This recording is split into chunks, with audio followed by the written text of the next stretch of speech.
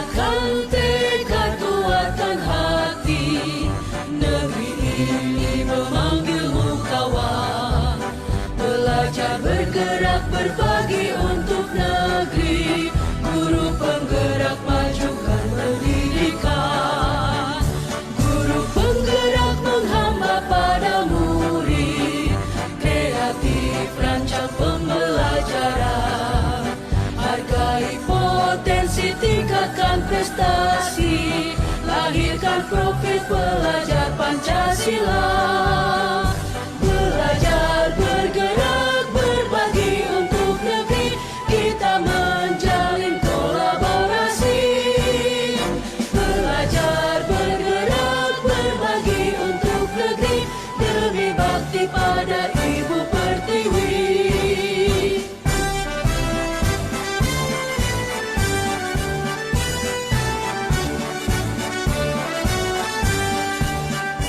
Bulatkan tekad kuatkan hati, negeri ini memanggilmu kawan.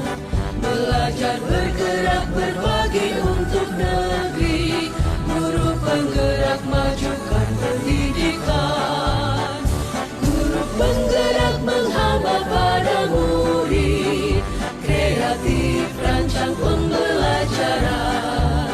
Hargai potensi, tingkatkan prestasi, lahirkan profil pelajar Pancasila. Belajar bergerak berbagi untuk negeri, kita menjalin kolaborasi.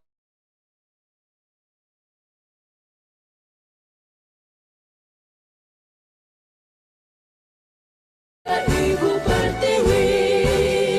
Belajar bergerak berbagi untuk negeri, kita menjalin kolaborasi. Belajar bergerak berbagi untuk negeri, demi bakti pada Ibu Pertiwi. Demi bakti pada Ibu Pertiwi.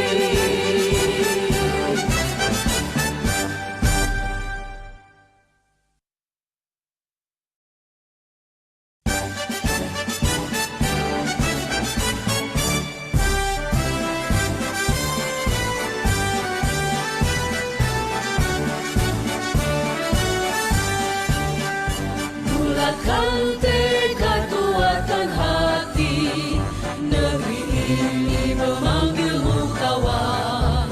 Belajar bergerak berbagi untuk negeri, guru penggerak majukan pendidikan. Guru penggerak menghamba pada murid, kreatif rancang pembelajaran. Hargai potensi, tingkatkan prestasi, lahirkan profil pelajar Pancasila. Belajar bergerak berbagi untuk negeri, kita menjalin kolaborasi. Belajar bergerak berbagi untuk negeri, demi bakti pada Ibu Pertiwi.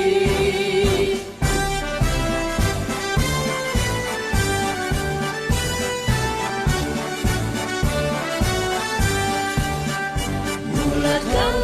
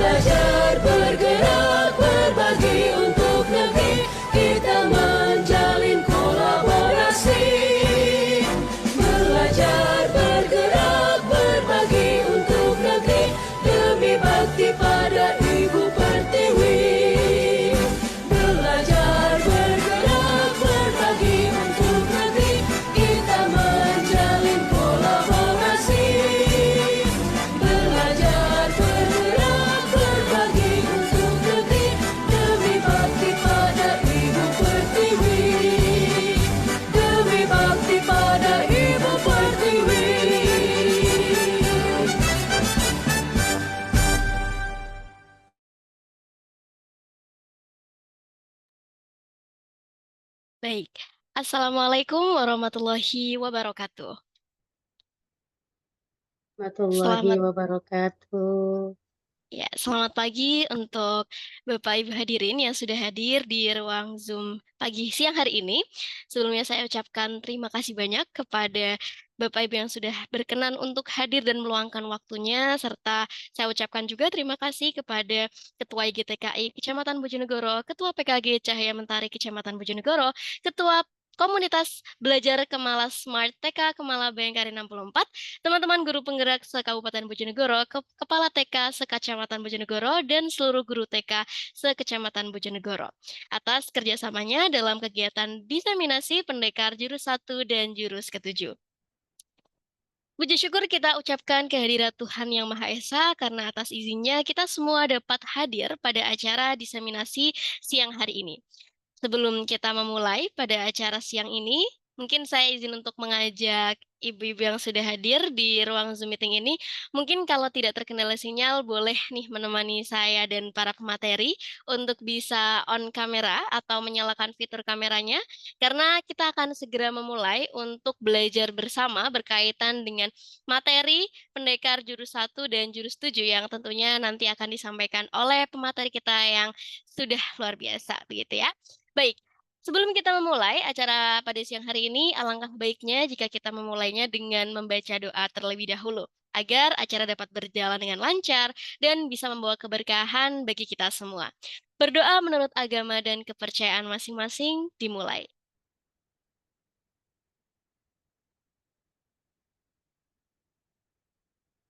Amin, amin ya robbal alamin. Berdoa tidak dapat dicukupkan dan dapat dilanjutkan masing-masing. Baik, selamat siang kembali. Saya sapa ibu-ibu yang hadir dalam ruang Zoom meeting ini.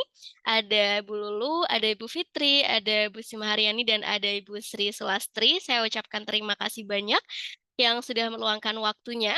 Dan sekali lagi saya ucapkan selamat datang di acara Diseminasi Pendekar, Pengembangan Pengelolaan Sekolah dan Wawasan Kebangsaan yang akan kami selenggarakan pada siang hari ini.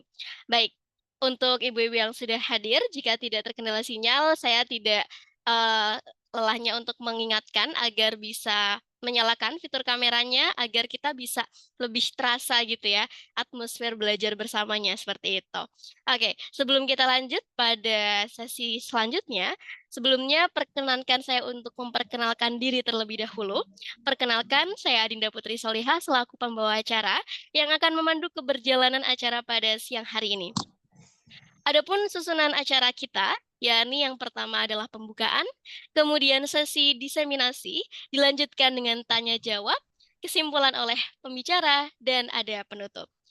Mungkin tanpa berlama-lama lagi, mari kita berlanjut pada sesi utama dari acara kita siang hari ini, yakni sesi diseminasi yang akan disampaikan oleh dua narasumber utama kita yang luar biasa, yakni ada Ibu Nurzuliana dan ada Ibu Sri Sakti Wahyu Astuti.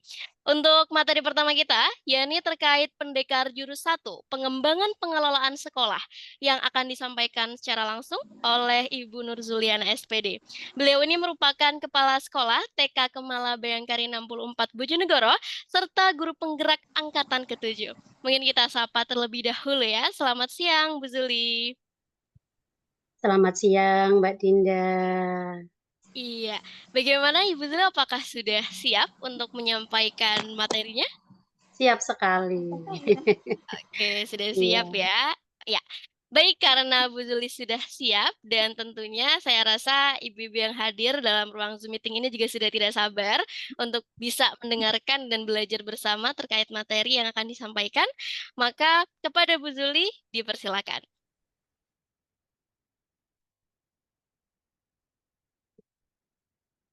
baik.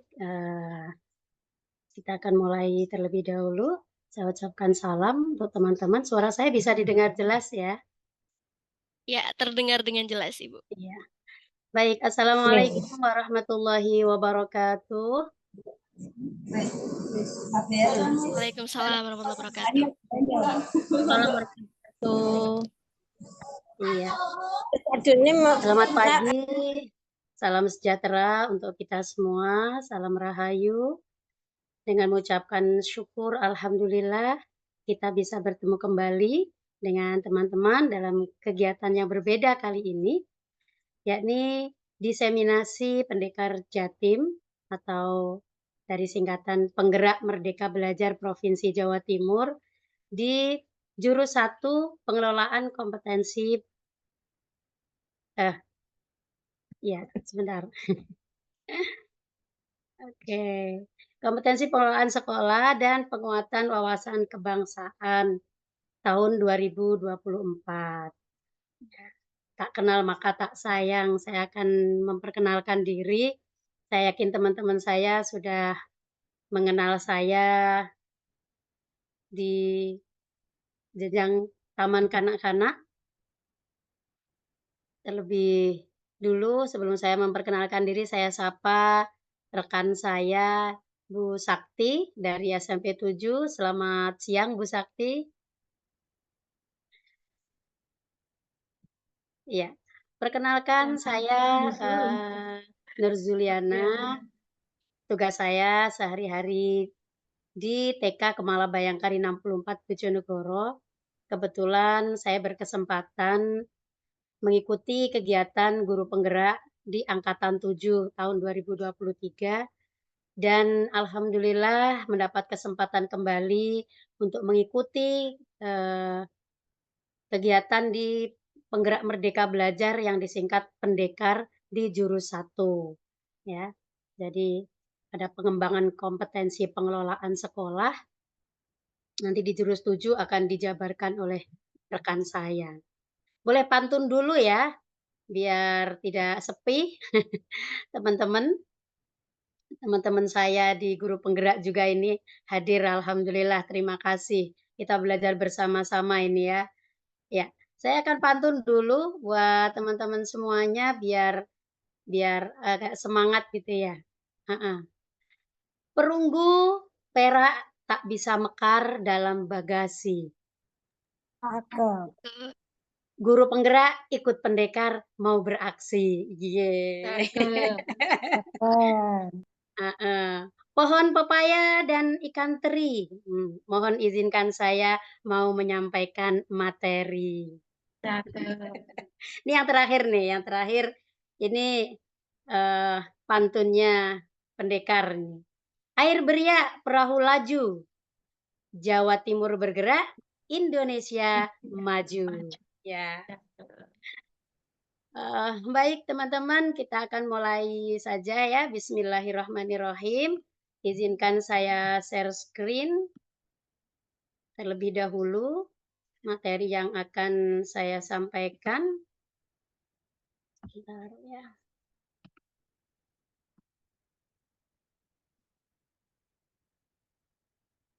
Hmm, Sebentar ya.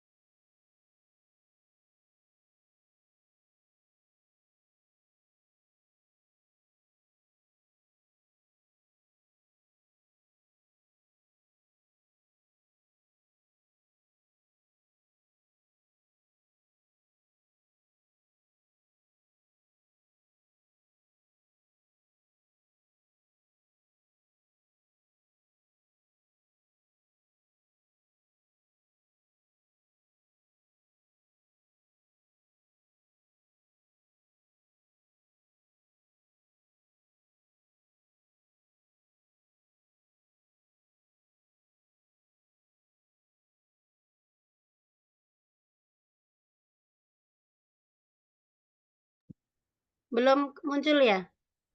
Sebentar. Iya, belum terlihat ya sepertinya. Oke, Oke. sebentar ya. Padahal di sini sudah masuk loh. Kok enggak?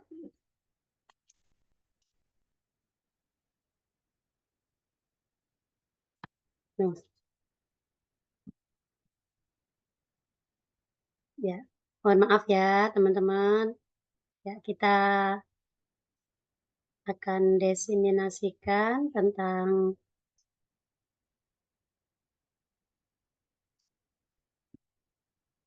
pengembangan kompetensi pengelolaan sekolah. Belum muncul ya? Kok malah hilang? Belum. Iya, belum. Mungkin kalau ada kesulitan, materinya bisa dikirim melalui kolom chat agar bisa saya bantu untuk share screen. Oke, ya. Terima kasih Mbak Dinda. Bentar. Tadi sudah masuk di Dropbox-nya kok tidak muncul. Ya. Oke. Mbak Dinda.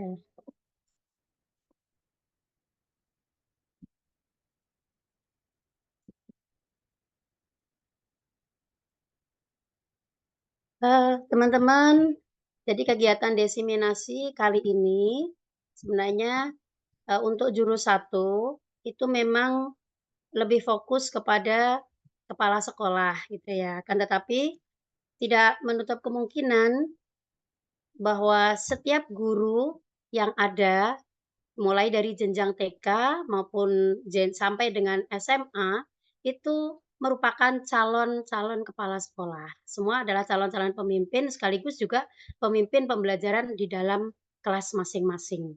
Begitu. Sehingga sudah seharusnya diseminasi ini diikuti oleh seluruh guru. Karena kedepannya seluruh guru itu, semua guru itu juga akan menjadi pemimpin pembelajaran dan terfokus lagi kepada kepala sekolah yang belum mengikuti diklat CKS terutama, begitu. Baik, selanjutnya, maaf ya ini karena materinya masih disiapkan, tadi kok tidak muncul ini, biar dibantu sama moderator. Ya. Oke, terima kasih. Ya, diseminasi pengembangan kompetensi pengelolaan sekolah. Ya, tadi sudah memperkenalkan diri. Selanjutnya, kompetensi pengelolaan sekolah itu standarnya di sini ada supervisi manajerial, supervisi akademik, kewirausahaan, dan rencana pengembangan sekolah. Nah, supervisi manajerial, supervisi akademik ini berbeda fokus ya. Di supervisi manajerial, bisa dilanjut Mbak Dinda. Supervisi manajerial, nah ini di Permendiknasnya nomor 13 tahun 2007, ini masuk di kompetensi kepala sekolah memang. Selaku kepala sekolah harus benar-benar bisa memanage lembaga yang dikelolanya. Nah, kalau di fokus ke guru, maka seorang guru pun juga harus bisa memanage kelasnya, begitu. Dilanjutkan Mbak Dinda. Kita fokus ke manajerial terlebih dahulu. Nah, ini pengertian tentang supervisi, di mana supervisi itu adalah kegiatan profesional yang dilakukan oleh kepala sekolah dalam rangka membantu guru dan tenaga kependidikan lainnya guna meningkatkan mutu dan efektivitas penyelenggaraan pendidikan dan pembelajaran yang ada di satuan pendidikan. Nah, sementara supervisi manajerial sendiri itu berkenaan dengan aspek pengelolaan sekolah yang terkait langsung dengan peningkatan efisiensi dan efektivitas sekolah yang mencakup dari perencanaan, koordinasi, pelaksanaan, penilaian, pengembangan kompetensi, dan peningkatan sumber daya kependidikan yang ada di satuan pendidikan itu. Jadi, manajerial ini lingkupnya lebih luas daripada supervisi akademiknya nanti. Dan ini perlu diketahui, perlu dimiliki oleh seorang kepala sekolah. Next, Mbak Dinda. Nah, apa saja di supervisi manajerial yang harus ditingkatkan? Teman-teman dari KS yang sudah pernah mengikuti CKS tentu ini sudah menjadi makanan sehari-hari ya. Saya hanya bertugas untuk menyampaikan saja materi yang ada di pendekar jurus 1. Nah, sebelumnya saya sampaikan ke teman-teman, mungkin kalau mendengar pendekar itu seolah-olah kayak kayak bela diri, silat gitu ya. Pendekar itu singkatan ini teman-teman, singkatan dari Penggerak Merdeka belajar. Nah, di Jawa Timur ini, istimewanya Jawa Timur, hanya Jawa Timur yang memiliki pendekar, karena di BPGP yang lain, di provinsi lain belum punya inovasi seperti Jawa Timur. Jadi kita patut bangga karena Jawa Timur sudah, memiliki inovasi-inovasi yang luar biasa. Saya lanjutkan di supervisi manajerial ini ada 4, yaitu pedagogik, kepribadian, sosial, dan profesional. Teman-teman tentunya sudah sangat memahami ya bagaimana pedagogik, itu bagaimana guru mengelola, dari kemampuan guru dalam mengelola pembelajaran peserta didik, dan ini merupakan kompetensi yang harus atau khas yang membedakan guru dengan profesi lainnya. Ya, nggak ada di profesi kedokteran gitu, dokter misalkan, nggak ada pedagogik. Dokter harus memahami pasien, pembelajaran pasien, kan tidak ada. Tetapi ini menjadi, kemampuan khas gitu ya, kompetensi yang khas yang tidak ada di profesi lain. Kepribadian. Nah, kompetensi ini terkait dengan guru sebagai teladan bagi peserta didik dan masyarakat sekitarnya.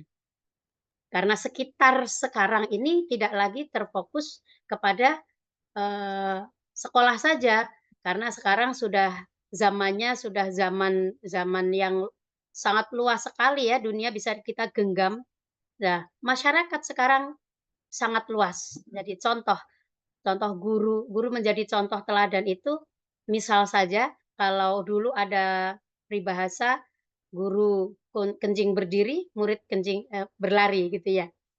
Nah, sekarang pun juga kalau kita sebagai guru nih tidak memberikan contoh yang baik kepada anak, maka kepribadian kita juga akan dipertanyakan nanti oleh masyarakat. Guru nih senang main TikTok. Sekarang TikTok pun bisa kita manfaatkan untuk pembelajaran. Jadi kita sebagai guru jangan jangan mati gaya gitu ya. Tidak perlu, berarti nggak bisa gaul dong gitu. Bisa, akan tapi IT itu bisa kita arahkan ke pembelajaran. Kemudian sosial, kompetensi sosial bisa dilihat apakah seorang guru bisa bermasyarakat dan bekerja sama dengan peserta didik, serta guru-guru lainnya, dengan masyarakat sekitarnya, dengan tokoh masyarakat, dengan instansi maupun dunia usaha dan industri yang bisa diajak kerja sama dalam kegiatan memajukan sekolahnya. Yang terakhir profesional, yaitu kompetensi ini bagaimana guru bisa menempatkan diri. The next Mbak Din, ya. Bisa menempatkan diri sehingga bisa memilah bagaimana dia saat bertugas sebagai seorang guru, ya mengutamakan peserta didiknya daripada kepentingan yang lain. Kalau sekarang rumornya seorang guru kadang lebih, eee, disoroti ya, lebih mementingkan administrasinya daripada pendidikan putra-putri yang ada di sekolah, gitu. Saya juga kemarin sempat melihat juga di TikTok, kepala sekolahnya sampai marah-marah karena gurunya sibuk mengerjakan PMM dan SKP, sementara anak-anak tidak dilayani dengan baik, gitu ya. Iya, untuk kepala sekolah maaf mungkin di Zoom terdengar suara adzan ya, karena ini dekat sekali dengan musola. Untuk kepala sekolah di supervisi manajerial oleh kepala sekolah ini ada beberapa perubahan gitu ya, yang kemarin sempat disampaikan, ada perubahan dari tahun 2018 ke tahun 2021. Jangan khawatir, ini nanti teman-teman akan saya berikan materinya, nanti akan di-share materinya ya. Di Permendikbud nomor 6 tahun 2018, ini merupakan peraturan lama ya, bagaimana kepala sekolah itu harus punya sertifikasi dan STPP-nya itu jelas. Kemudian golongannya harus 3C bagi PNS. Nah, pengusulannya itu juga harus ada pendidikan dan pelatihannya juga begitu. Nah, sementara yang sekarang 2021 di Permendikbudristek nomor 40 itu ini lebih simpel, jadi tidak seperti dulu lagi, lebih dimudahkan lagi. bisa dibilang dimudahkan atau mungkin bahkan dipersulit ya. Tinggal lihatnya dari sisi mana. Ini sertifikat tetap harus ada, akan tetapi ditambah. Selain kalau dulu STTPP ya, kalau sekarang ini sertifikat guru penggerak. Jadi SGB-nya yang diutamakan. Maka sekarang semua lulusan guru penggerak ini sekarang sedang diincar untuk diberikan SK sebagai kepala sekolah. Kemudian golongannya kalau dulu 3C sekarang 3B. Itu bagi PNS ya atau guru ASN. Sementara kalau non ASN itu memang diserahkan kepada yayasan yang bersangkutan. Jadi tidak ada ketentuan. Nah, sedang prosesi penyiapannya kalau dulu harus mengajukan gitu ya, bagaimana pengusulan dulu, bagaimana bakal calonnya, kemudian ada seleksinya, kemudian mengikuti diklat gitu CKS. Nah, yang untuk peraturan baru ini tidak ada. Langsung digantikan oleh PGP. Jadi pendidikan guru penggerak itu sudah sekaligus mempersiapkan calon-calon pemimpin pembelajaran yang ada di satuan pendidikan yang ada. Selanjutnya beban kerja kepala sekolah berdasarkan peraturan yang baru, ya. Kenapa disebut beban kerja? Padahal sebenarnya kita nggak boleh menganggap beban ya, tapi kata-kata di sini sangat jelas ini merupakan beban kerja.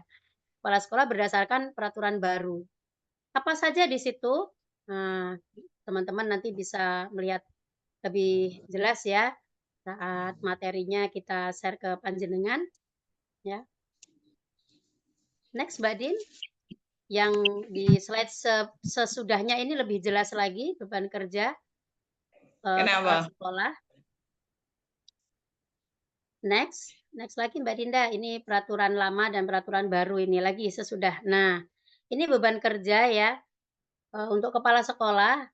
Ini ada 5, tapi kalau yang di dalam negeri hanya ada 4 ya.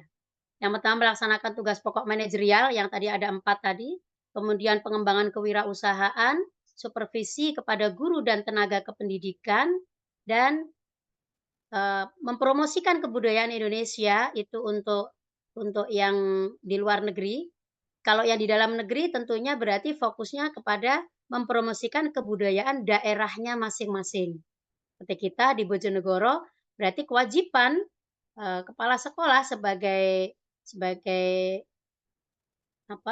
leader yang ada di satuan pendidikan ini harus bisa mempromosikan kebudayaan daerah, kebudayaan lokal kepada peserta didik dan masyarakat. Yang terakhir, melakukan tugas pembelajaran atau pembimbingan apabila terjadi kekurangan guru. Ini dikasih garis biru.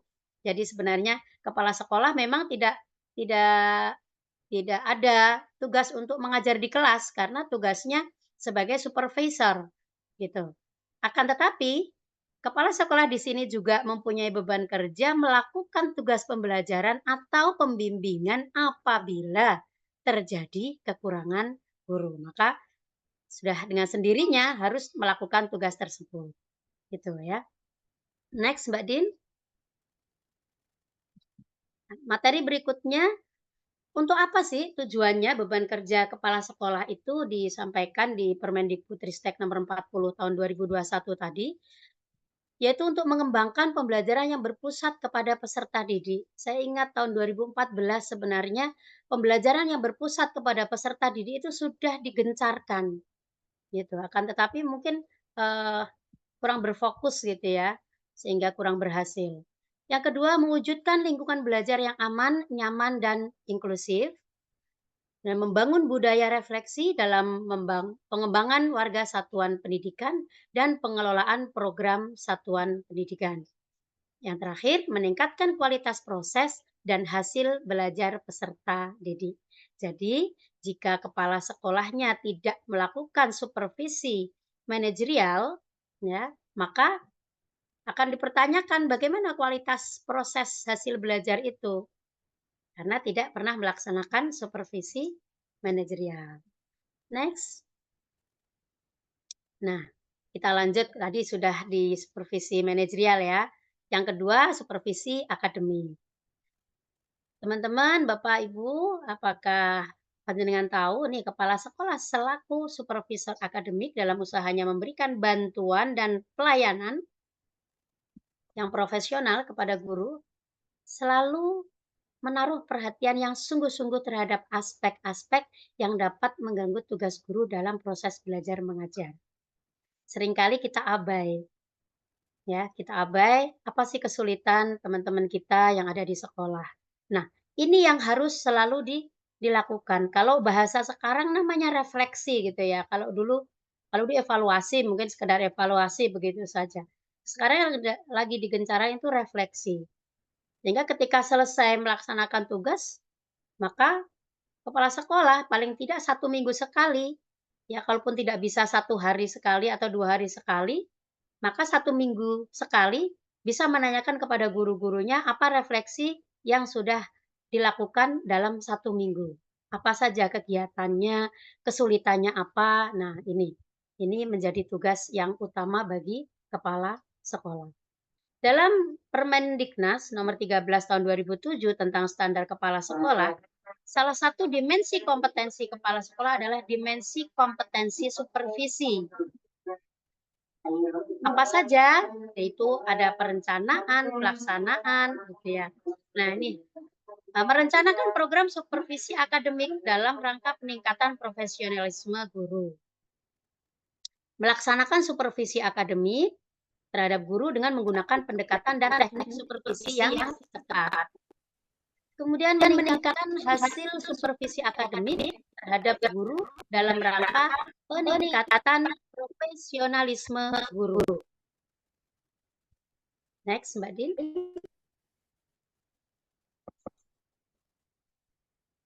Ya. Apa saja sih tujuan supervisi akademik itu sendiri? Tujuannya yang pertama adalah membantu guru untuk meningkatkan kemampuan profesionalnya. Tentu saja karena disupervisi, dibantu kesulitannya, dengan sendirinya guru itu akan meningkat kemampuan profesionalnya dalam mengelola kelasnya. Ketika kesulitannya tentu ada solusi dan kemudian diselesaikan bersama-sama, maka yang ada kesulitan-kesulitan yang ada di kelas itu bukan saja menjadi tanggung jawab guru pribadi, tetapi kepala sekolah juga harus bisa memberikan solusi bersama teman-teman sejawat. Yang kedua, memeriksa atau memastikan proses pembelajarannya di sekolah itu berjalan sesuai ketentuan dan tujuan yang ditetapkan. Dan saja tujuan yang utama pendidikan atau pembelajaran itu adalah memberikan kebahagiaan yang setinggi-tingginya kepada peserta didik. Anak didik kita ketika datang harus dalam keadaan bahagia, ya, begitu melihat kita bahagia, melihat teman-temannya bahagia, melihat sekolah bahagia, saat di kelas pun bahagia, saat belajar bahagia, sampai ketika mau pulang pun bahagia. Maka tujuan pendidikan untuk memberikan kesejahteraan dan kebahagiaan setinggi-tingginya ini benar-benar menjadi tujuan utamanya. Yang ketiga, mendorong guru meningkatkan kompetensinya. Sehingga apa sih yang kurang dalam pembelajaran ini dievaluasi bersama, diberikan solusi bersama di dalam komunitas belajar yang ada, sehingga komunitas belajar itu benar-benar berhasil, benar-benar berfungsi. Tidak hanya sekedar nama, tetapi memang benar-benar ada nilai, ada value yang dihasilkan dari komunitas belajar itu. Dan tentu saja tugas kepala sekolah yang harus menggerakkan. Gitu. Next, Mbak Dinda, dari tujuan supervisi kita menuju ke prinsip. Apa saja prinsipnya supervisi akademik? Yaitu praktis, jadi nggak bertele-tele. Sekarang ini karena seluruh penilaian atau seluruh kegiatan yang dulu dilakukan oleh pengawas, ya, sekarang dilakukan oleh kepala sekolah. Sehingga pengawas itu hanya melakukan pengawasan saja apakah benar-benar di lembaga atau satuan pendidikan itu berjalan dengan baik atau tidak.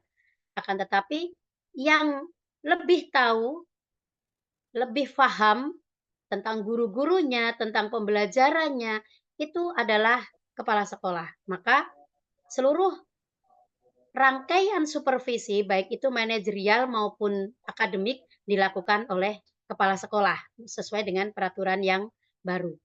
Yang pertama ini prinsipnya praktis, maka tidak boleh ketika melakukan supervisi akademik malah justru mempersulit guru. Gitu ya, dalam pengelolaan sekolah, maka kepala sekolah harus bisa bekerja sama dengan baik dengan guru. Sistematis dan objektif ya, realistis, antisipatif karena tadi menemukan berbagai solusi ya. Jadi misalkan ada solusi A, maka harus disiapkan solusi B jika solusi A tidak berjalan dengan baik. Maka ini ada namanya antisipatif. Kemudian ada konstruktif, ada kooperatif, ada kekeluargaan, ya, demokratis, humanis, dan berkesinambungan. Yang terakhir berkesinambungan ini yang memang harus benar-benar dilakukan karena tidak hanya sekali. Ketika melakukan supervisi akademik ada kesulitan pada guru, tidak bisa hanya satu kali. Ketika melakukan supervisi maka harus dilakukan kembali supervisi berikutnya. Apakah kesulitan yang sebelumnya sudah terselesaikan dengan baik ataukah harus diulang gitu. Maka ini fungsinya nanti beralih ke berlanjut ya, bukan beralih, berlanjut ke komunitas belajar. Next. Nah, ini pendekatannya. Pendekatan model dan teknik. Pendekatan langsung, tidak langsung, dan kolaboratif. Langsung itu ya berarti langsung kepada gurunya, tidak langsung. Kemudian kolaboratif itu berarti bersama-sama. Gitu, ya. Dan ada model, berarti tidak langsung biasanya menggunakan kayak form gitu ya, angket, kuesioner, dan sebagainya. Kalau kolaboratif bersama-sama, guru-guru dikumpulkan, semuanya jadi satu, kemudian diflorkan persoalan apa, diselesaikan bersama-sama. Itu pendekatan kolaboratif. Kalau saya berbagi praktek baik di Kombel Kemala Smart ini, saya lebih mengedepankan kolaboratif karena solusinya nanti akan bisa digunakan bersama-sama dengan teman-teman yang lain. Model di supervisi akademik itu ada saintifik, ada artistik, dan klinik. Kemudian tekniknya ada individu dan kelompok. Nah, penjelasannya sesudahnya. Next. Nah, ini penjelasannya nanti mungkin bisa dibaca-baca ya, karena waktunya kita juga terbatas. Next. Ini penjelasan di pendekatan supervisi akademik. Ini modelnya tadi ada saintifik, artistik, klinik itu seperti apa. Lanjut. Kemudian teknis. Nah, ini tekniknya bagaimana, ada yang individual dan kelompok. Next. Nah, kita sampai di yang ketiga, kewirausahaan dan pengembangan sekolah. Ya. Menurut Bapak Ibu, kewirausahaan itu dan pengembangan sekolah itu terutama di sekolah ya, kewirausahaan itu apa ya? Mungkin bisa open mic, kewirausahaan atau lewat chat boleh. Menurut Bapak Ibu, kewirausahaan di satuan pendidikan itu seperti apa? Oke. Jadi kemarin juga sempat waktu kita bersama-sama membersamai pendekar jurus 1, banyak yang masih beranggapan kewirausahaan itu jualan, gitu ya. Kewirausahaan itu lebih ini kepada apa namanya? eee apa, ada produk gitu ya, ada yang bisa disuguhkan ke masyarakat begitu. Nah, padahal yang sesungguhnya mengapa seorang kepala sekolah, seorang pemimpin di lembaga pendidikan itu harus memiliki jiwa kewirausahaan karena seorang kepala sekolah harus bisa menjual sekolah maksudnya begitu. Bukan sekolahnya yang dijual ya, pakai sertifikat bukan. Maksudnya bagaimana sekolah ini dikenal oleh masyarakat, bagaimana sekolah ini bisa dianggap oleh masyarakat berkualitas, bagaimana sekolah ini bisa dipercaya oleh masyarakat, begitu. Jadi ini tugas kepala sekolah. Bagaimana dia bisa menjual nama sekolah itu bisa laris manis seperti kalau lagi jualan sempol gitu. Ini sempol, wah luar biasa, enak gitu. Sama. Nah, materi kewirausahaan dan pengembangan sekolah ini yang paling paling, luar biasa waktu itu. Next. Nah, ini ada 4 ya, kewirausahaan yang tadi sempat saya sebutkan, yaitu ada konsep pengembangan sekolah melalui PKBA, kalau dalam bahasa keren tuh ABCD gitu ya, SBS gitu. Kemudian menemukan gagasan pemecahan masalah atau inovasi, yang biasa disebut dengan inovasi atau kepala sekolah inovatif. Ada mengelola kewirausahaan sekolah dan menerapkan konsep kemitraan dalam rangka peningkatan kualitas pembelajaran. Next, penjelasannya, Mbak Dinda.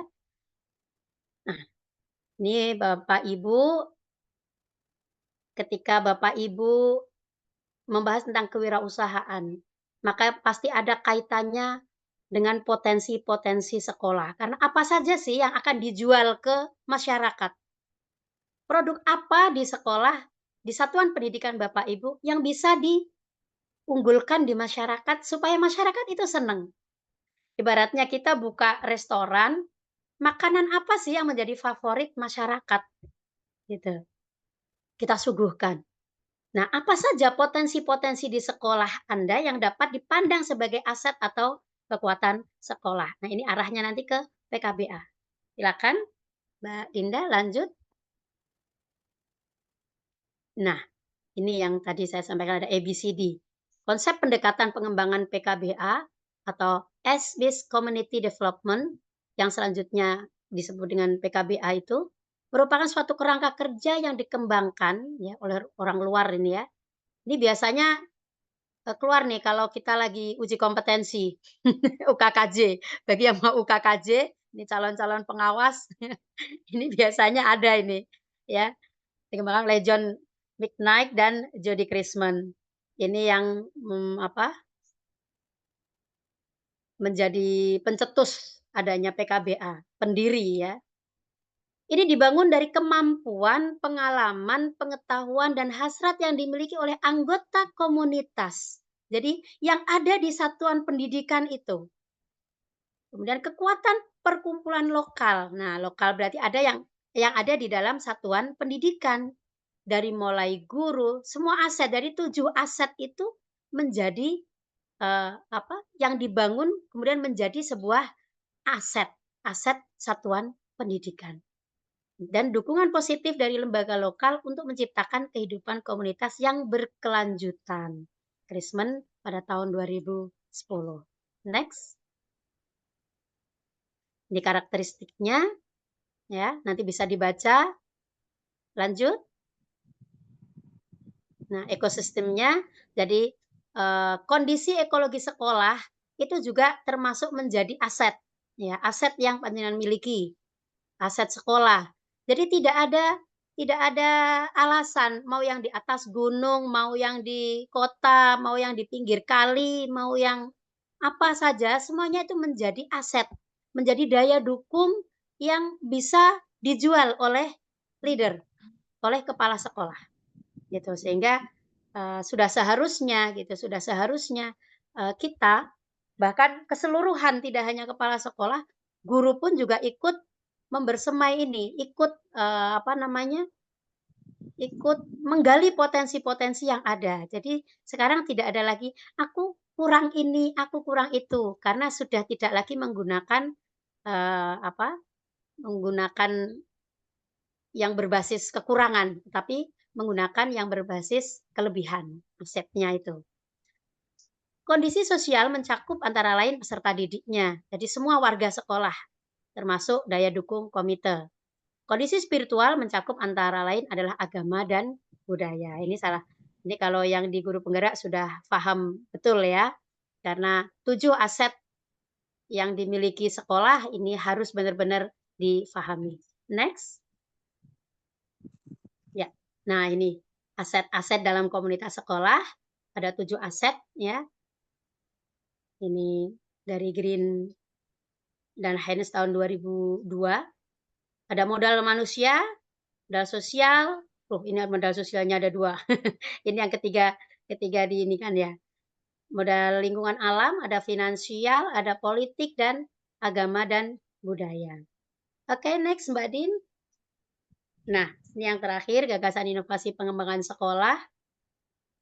Bagaimana seorang kepala sekolah beserta guru-guru ini menggali potensi untuk bisa berinovasi.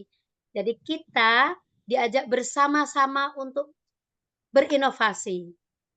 Gurunya inovasi, tetapi kepala sekolahnya nggak mau bergerak. Jadi sekolahnya juga nggak jalan karena susah, berat.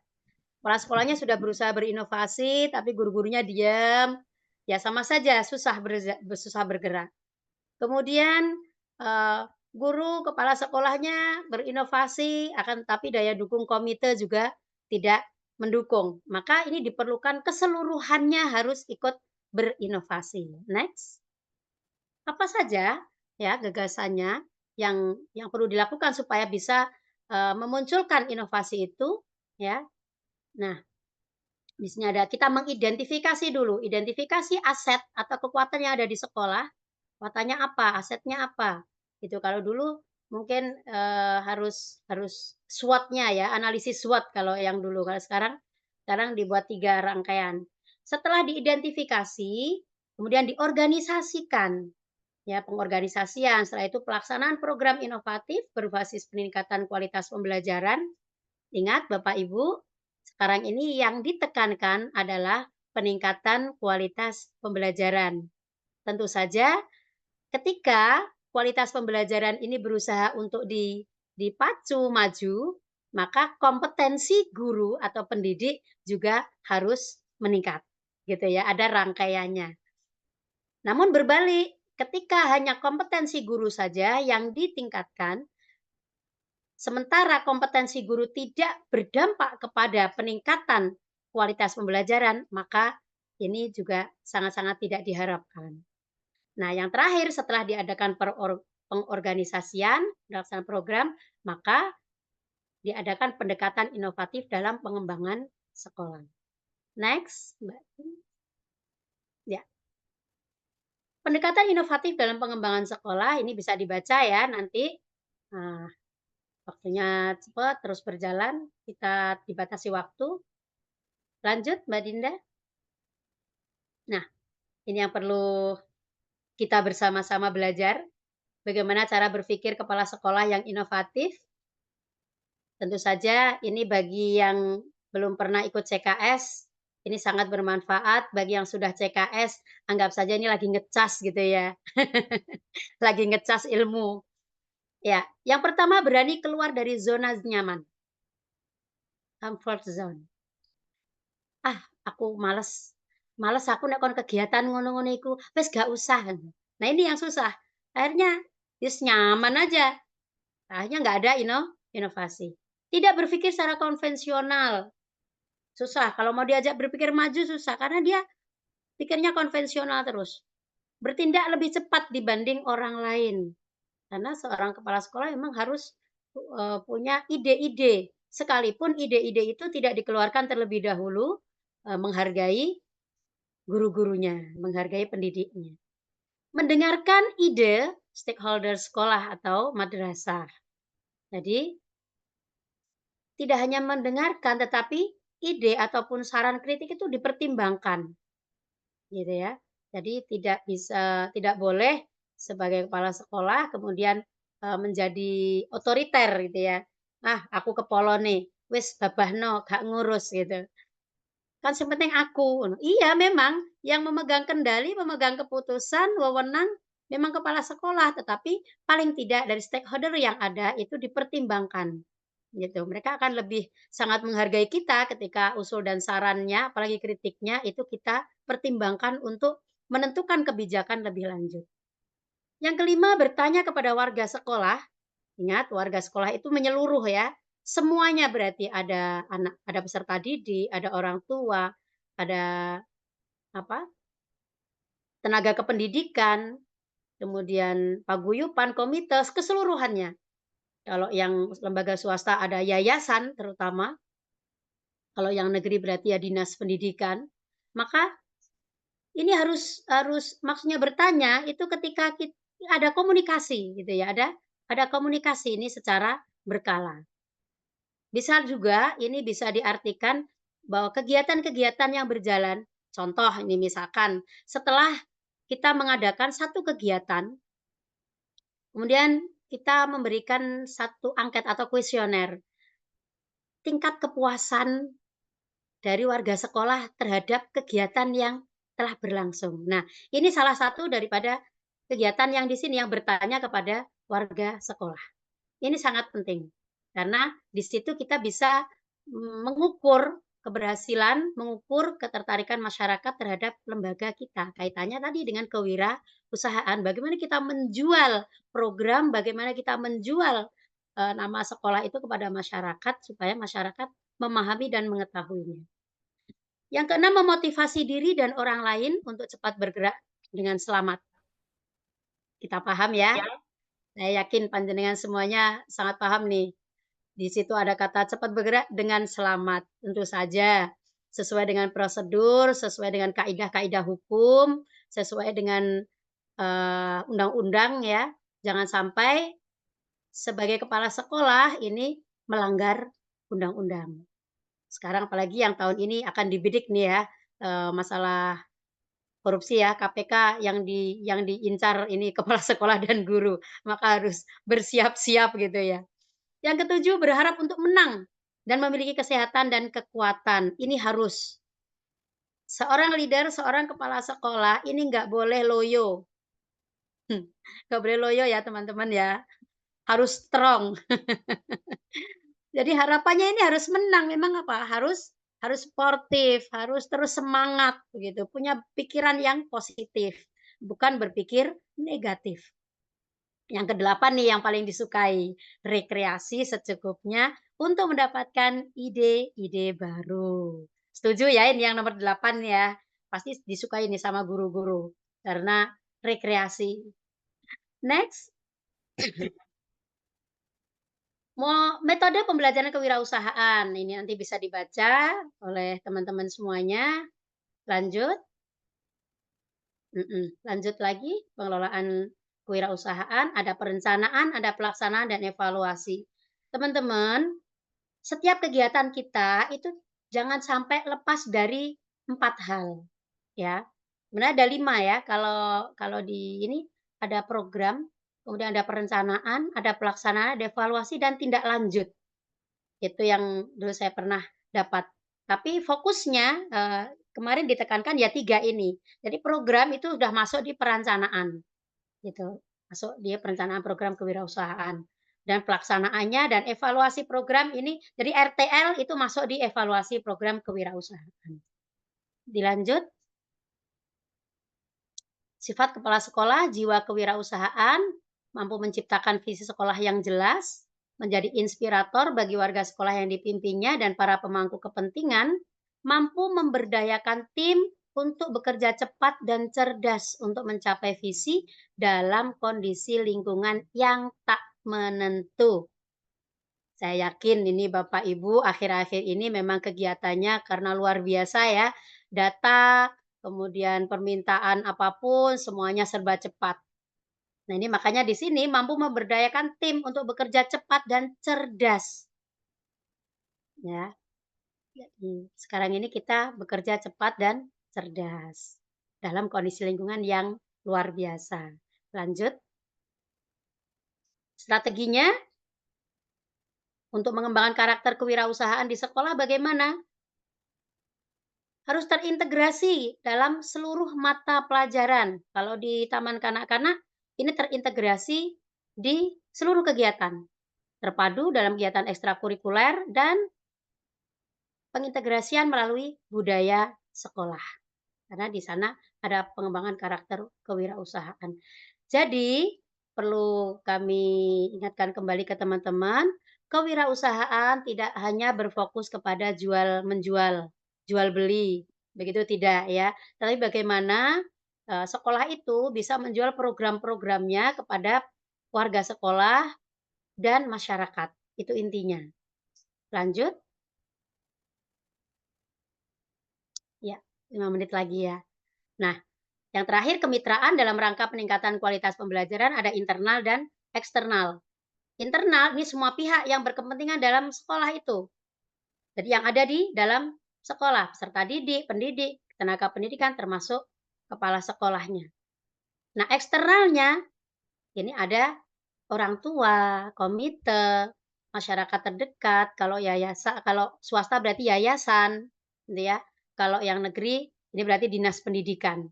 Ada dunia usaha, industri. Jadi ini mitra. Kita selalu kan bermitra ya ketika kita ingin mengadakan kegiatan kewirausahaan, bisa ke gerabah misalkan di dunia industri. Nah, ini termasuk berarti di kemitraan eksternal. Kita memanggil narasumber dari wali murid sendiri, mungkin ada yang dokter hewan. Kita panggil untuk bisa memberikan edukasi kepada teman-teman. Ada wali murid kita dari pemadam kebakaran, kita panggil ke sekolah untuk bisa memberikan edukasi tentang bagaimana menjaga diri dari kebakaran. Simulasinya seperti apa. Nah, itu bisa. Itu berarti ada faktor eksternal. Next. Ya, ini ada prinsipnya. Tidak bertentangan ya dengan peraturan, ada partisipasi, saling percaya dan mempercayai, ada saling menerima dengan apa adanya dalam kesetaraan, komunikasi ini yang penting. Kemudian partnership. Next. Prosedurnya tadi sempat kita baca ya, yang ada perencanaan, kemudian pelaksanaan, ada evaluasi. Nah, sama di sini. Kita menganalisis kebutuhan, kemudian merencanakan, ya, kemudian kita presentasikan ke teman-teman. Kita mau kerjasama dengan pihak BPBD misalkan, atau dengan DLH. Nah, tahap kedua bagaimana? Oh, kita mengirimkan surat sehingga ada persetujuan, ada MOU, gitu. Nah, tahap selanjutnya kemudian kita melaksanakan kerjasama itu, melaksanakan kegiatan kemitraan itu sesuai dengan apa yang sudah disepakati bersama. Selanjutnya evaluasinya. Next. Alhamdulillah. Materi di jurus 1 di pendekar ini sudah selesai. Semoga ini bermanfaat untuk teman-teman semuanya, baik itu KS maupun guru, baik KS yang sudah mengikuti program CKS, karena sekarang programnya dialihkan ke PGP. Jadi dari PGP yang mengikuti program Penggerak Merdeka Belajar Jurus 1 bertugas untuk mendiseminasikan ini kepada panjenengan semuanya.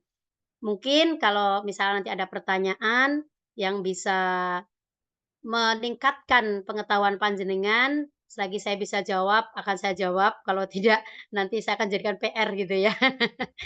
Saya akan bantu untuk menanyakan kembali ke BPGP. Baik, terima kasih.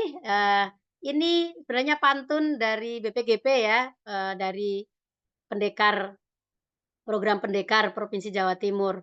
Ini teman-teman bisa hafalkan. Tadi air beriak, perahu laju, Jawa Timur bergerak, Indonesia maju. Terima kasih. Wallahul muwaffiq. Wassalamualaikum warahmatullahi wabarakatuh. Waalaikumsalam warahmatullahi wabarakatuh. Terima kasih banyak untuk Bu Zuli atas materi yang telah disampaikan dan tentunya materi tadi sangat bermanfaat ya bagi Bapak Ibu yang sudah hadir dalam ruang Zoom meeting ini karena jujur saya sendiri tadi juga tertarik gitu berkaitan dengan kewirausahaan pengelolaan sekolah gitu ya. Itu adalah hal yang baru gitu yang kita dengarkan dengan jauh lebih eksklusif. Tapi mungkin tahan dulu jika Bapak Ibu sekalian ada pertanyaan-pertanyaan atau diskusi yang ingin diajukan, karena nanti sesi diskusi akan kami buka setelah materi 2 yang tidak kalah menarik. Nah, materi kedua ini tentang penguatan wawasan kebangsaan yang akan disampaikan oleh Ibu Sri Sakti Wahyu Astuti SPD. Beliau merupakan guru SMP Negeri 4 Bojonegoro, serta guru penggerak angkatan kelima. Nah, karena beliau juga sudah hadir di ruang Zoom meeting ini, selamat siang Bu Sakti. Selamat siang, Mbak Dinda. Dengar suara Iya, saya? terdengar Ibu. Jelas, jelas. Iya, Jelas sekali. iya. Bagaimana Bu Sakti, apakah sudah siap? Ya, insya Allah sudah siap. Oke, baik. Iya, kalau begitu karena Bu Sakti juga sudah siap dan tentunya Bapak Ibu yang hadir di sini juga sepertinya sudah tidak sabar lagi untuk mendengarkan. Mari kita berikan waktu kepada Bu Sakti untuk memaparkan materinya. Kepada Bu Sakti, dipersilahkan. Baik, terima kasih Mbak Dinda. Yang saya hormati rekan saya Ibu Nur Suliana, yang saya hormati pula Bapak Ibu yang hadir di webinar yang hari ini. Semoga selalu sehat dan kita akan selalu belajar. Ya itu, jadi belajar dan belajar. Mohon maaf, ini tadi saya sudah diperkenalkan oleh Mbak Dinda bahwa nama lengkap saya adalah Sri Sakti Wahyu Astuti. Ini kebetulan sekali kok ya ikut di dalam pendekar ya. Jadi itu pendekar seperti yang dijelaskan bukan karena orang yang sangat kuat luar biasa, tapi pendekar singkatan dari Penggerak Merdeka Belajar. Gitu. Baik Bapak Ibu, eh, untuk berikutnya langsung saja, nanti saya langsung share screen. Nah, ini nanti biar untuk mempercepat, karena kalau dilihat dari materi saya itu juga sangat banyak.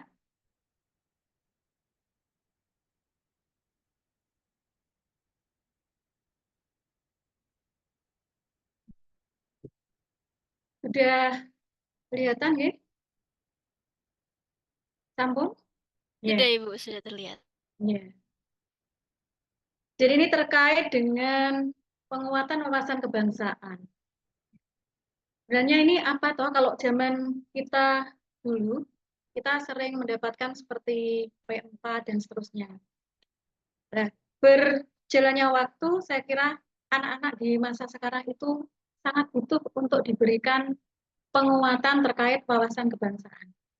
Apalagi kalau saya lihat ini dari ibu-ibu TK, ya. Jadi TK ini gurunya luar biasa ini, sangat sabar ya maksudnya. Ya, sabarnya luar biasa. Ibu-ibu, ini kalau bapaknya saya belum lihat ya. Ini nanti begini, di dalam wawasan kebangsaan, intinya adalah bagaimana kita nanti memasukkan dari beberapa hal, jadi yang terkait, misalkan ini nanti yang akan saya sampaikan adalah terkait dengan, bentar, saya besarkan dulu.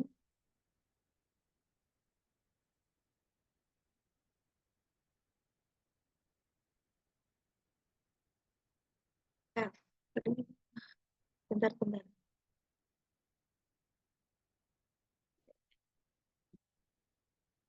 Ini ya, di dalam penguatan wawasan kebangsaan ada 6 hal yang akan yang akan saya sampaikan. Ini adalah kemarin juga dari BBGP di jurus 7. Yang pertama adalah terkait dengan masyarakat multikultural. Ada 6. Yang kedua, Pancasila ideologi. Ketiga, jejak perjuangan bangsaku. Lalu ada posisi strategis Indonesia, harmoni sosial, dan bela negara. Nanti saya akan menyampaikan secara singkat saja, Bapak Ibu, karena apa? Jika memang ada pertanyaan, kita lebih baik langsung aja nanti di sesi tanya jawab yang akan disampaikan, yang akan kita biar lebih jelas seperti itu. Karena kalau saya jelaskan satu-satu, 6 itu luar biasa, slide-nya ada hampir 80 slide. Nanti kita 2 hari tidak selesai, Bapak Ibu. Kita mulai dari masyarakat multikultural. Bapak Ibu, jadi di Indonesia itu terdiri atas beragam. Jadi beragam etnik. Di situ di dalam keberagaman menjadi sumber kebudayaan, termasuk kebudayaannya juga beragam.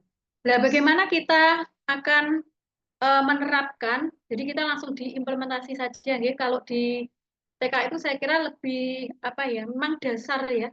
dasar. Jadi anak-anak memang harus lebih kita kenalkan pada wawasan kebangsaan. Karena apa? Kita kalau tidak banyak memasukkan di dalam pembelajaran tentang wawasan kebangsaan, dikhawatirkan bahwa bangsa kita, penerus generasi kita itu akan tergerus oleh bangsa asing. Itu yang jelas. Jadi anak-anak wajib tahu bagaimana kalau di Indonesia itu masyarakatnya adalah multikultural. Terdapat beragam kebudayaan, beragam etnik. Di dalam keberagaman itu, marilah kita kenalkan. Kita kenalkan kepada mereka. Jangan sampai anak-anak itu lebih, kalau sekarang itu cenderung bahkan budaya asing itu banyak yang masuk. Seperti halnya anak-anak sekarang itu banyak yang ke Korea-Koreaan. Ya. Saya nggak tahu kalau TK sudah seperti itu atau belum. Ini yang saya tahu kalau anak-anak yang SD, SMP, SMA itu saya lihat tenang sekali, lebih suka dengan gaya-gaya luar negeri daripada gaya-gaya kita yang di dalam negeri. Itu. Nah, termasuk budaya-budayanya. Ya, kita menghormati, tetapi jangan lupa bahwa kita melestarikan budaya kita yang ada di Indonesia. Itu. Jadi kalau bukan kita yang melestarikan, lalu siapa lagi? Dan nanti lama-lama akan punah budaya kita. Seperti hal-hal yang sudah terjadi, lagu, misalkan lagu di Rasa Sayange, itu kita sempat ramai dengan Malaysia. Karena sudah diakui oleh mereka bahwa lagu itu adalah lagu dimintakan hak itu punyanya Malaysia. Nah, seperti itu. Maksud saya, kita yang selaku guru harus ikut menjaga, termasuk mengingatkan diri kita sendiri bahwa apakah kita sudah apa melestarikan budaya kita. Nah, oleh sebab itu, Bapak Ibu, di masyarakat multikultural, nanti Bapak Ibu bisa menyampaikan berbagai hal kepada anak-anak. Contohnya adalah, jadi langsung di penerapan saja, ketika Bapak Ibu guru mengajar, bisa menyisipkan misalkan seperti ada kuis tebak gambar. Kuis tebak gambar di sini bisa jadi Bapak Ibu memberikan misalkan tari dari daerah Jawa Timur, tari dari daerah Jawa Timur itu sudah banyak nanti. Ada misalkan Banyuwangi, nanti ada yang khas itu. Lalu ada reog, ada apa lah itu kita berikan seperti kuis tebak gambar atau alat musik tradisional yang anak-anak belum benar-benar memahami. Jadi kalau anak TK saya kira untuk memberikan seperti kuis apa itu anak-anak mesti senang nanti. Wah, ada gambarnya. Ini coba ini gambar apa anak-anak? Misalkan seperti itu ya. Jadi ada ini gambarnya gamelan, ini gambarnya lah. Ini untuk agar anak-anak juga mengenal. Oh, ternyata di Indonesia itu beragam. Tidak hanya di Jawa Timur, nanti bisa sampai di berbagai daerah itu kita kenalkan kepada anak-anak. Selain misalkan kuis tebak gambar, bisa tebak judul lagu daerah. Ya. Jadi ada lagu daerah, lalu kita ajarkan anak-anak ada kuis tebak. Ini coba ini lagu judulnya apa? Misalkan seperti itu. Berbagai macam lagu-lagu daerah. Ini bisa kita berikan kepada anak-anak dalam praktek nyata, kita include-kan dengan materi-materi yang Bapak Ibu, misalkan temanya apa, kan kita sisipkan seperti itu. Jadi sesuai dengan temanya kita bisa menyisipkan misalkan tentang multikultural. Nanti ada lagi, ini yang kedua adalah terkait dengan Pancasila ideologiku. Kalau anak-anak kita jelaskan bagaimana Pancasila ideologiku, saya kira anak-anak juga bingung karena di usia TK itu saya kira dia belum begitu paham. Cuma dia bisa tahu bahwa ini ada Garuda Pancasila. Oh, Pancasila ini sebagai ideologiku. Ideologi itu apa? Nah, anak-anak ini mungkin hanya bisa sekilas bahwa ideologi itu adalah pandangan hidup atau sistem nilai dasar yang menjadi landasan bagi negara dan seluruh bangsa Indonesia. Lalu bagaimana kita bisa menerapkan materi Pancasila ideologiku? Nih, ini saya kira untuk materinya tidak perlu saya baca semuanya, Ibu. Jadi karena apa? Terlalu banyak, nanti lebih baik untuk materi itu saya share aja, begitu nanti bisa dibaca sendiri. Tetapi kita lebih pada penerapan saja pembelajaran di dalam di sekolah seperti itu. Jadi lebih ke prakteknya saja. Nanti Bapak Ibu bisa mempraktekkan langsung pada pembelajaran bagaimana kita menginkludkan materi-materi di wawasan kebangsaan ini masuk dalam pembelajaran sehari-hari ketika belajar mengajar di kelas. Baiklah, Bapak Ibu, misalkan pada Pancasila ideologiku, apa yang bisa kita berikan kepada anak untuk mengenalkan? Jadi kalau anak TK itu bisa kita berikan misalkan membuat puzzle. Puzzle-nya terkait dengan gambar Garuda Pancasila. Ada gambar Garuda Pancasila, kita buatlah puzzle. Nanti bagaimana? Anak-anak diminta untuk menyusun. Puzzle itu kan sudah berantakan, kita bagi, mungkin si anak ini ada beberapa kelompok, ayo kita coba kita pasang sesuai dengan Garuda Pancasila. Nah, gitu ya. Itu contoh saja bagi anak yang maksud saya untuk di tingkat TK itu saya kira akan sangat senang anak-anak bermain puzzle itu. Ya, nanti kalau Bapak Ibu butuh, insya Allah saya ada nanti puzzle-nya, dengan bisa mengembangkan sendiri, nanti bisa di print, dibuat sendiri. Nanti bisa saya berikan. Tuh. Ini yang kedua, jadi yang terkait untuk ini banyak makna lambang Garuda Pancasila. Nah, kalau seperti ini, saya kira tidak perlu saya jelaskan. Nanti Bapak Ibu bisa ini ya, bisa membaca sendiri. Ini berikutnya saya lanjutkan yaitu tentang yang ketiga, jejak perjuangan bangsaku. Jejak perjuangan bangsaku ini adalah terkait dengan pahlawan, terkait dengan pahlawan. Ya, terkait dengan pahlawan. Jadi Bapak Ibu bisa misalkan mulai dengan pertanyaan pemantik kepada anak-anak TK, misalkan kita tanya, siapakah orang yang paling berjasa bagi kalian? Nah, itu anak-anak nanti bisa akan menyebutkan. Karena pahlawan di sini bagi mereka adalah orang-orang yang berjasa. Bisa jadi mereka akan menjawab bahwa itu ibu saya, itu bapak saya. Tidak apa-apa. Jadi biarkan anak-anak berpikir berkembang dengan apa yang mereka ketahui. Ya. Nanti baru kita menyisipkan bahwa pahlawan itu beragam, termasuk ada misalkan pahlawan nasional, gitu. Nanti bagaimana kita memberikan pahlawan nasional? Kalau untuk anak TK yang bisa kita berikan adalah kita dengan mengenalkan gambar-gambar pahlawan yang ada di uang, Bapak Ibunya. Jadi anak-anak bisa mulai belajar di uang. Anak-anak kan tahu uang. Ya, kita buka, ayo coba kalau uang 5.000 siapa gambar pahlawannya? Kalau uang ini siapa gambar pahlawannya?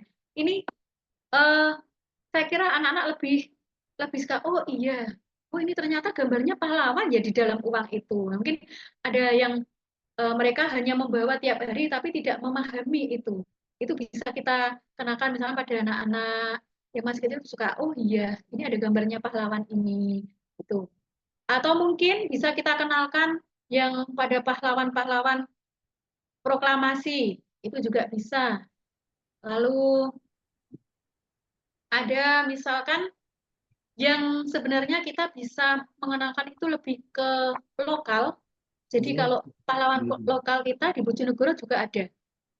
Itu yang terkadang kita melupakan, bahkan kita melihat di mana-mana, di daerah mana-mana. Padahal kita sendiri di Bojonegoro punya pahlawan lokal. Siapa Bapak Ibu kira-kira? Pahlawan lokal kita kalau Bojonegoro? Yang patungnya dipasang di alun-alun Bojonegoro itu. Jadi ada namanya adalah Letu Suyitno. Letu Suyitno itu pahlawan kita yang dari Bojonegoro. Kita pakai nama jalan di mana itu?